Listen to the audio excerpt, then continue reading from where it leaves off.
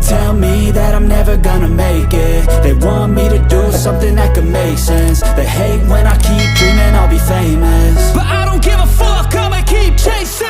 I got all this potential that's deep inside of me, but they hate when you're successful cause they try to be. They sit there being judgmental because you're trying things, and they just want you to settle and do the right thing. So get a good job, don't slack off. Wake up every morning, make a good impression on your boss. Don't do anything that I wouldn't do, and when you're making money, make sure you don't spend it too soon.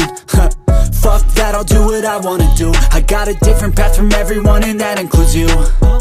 Who are you to tell me how to live life? In these times it feels like nobody's right, yeah. So I'ma figure out what else we succeed, and then invest all of my time into that and proceed.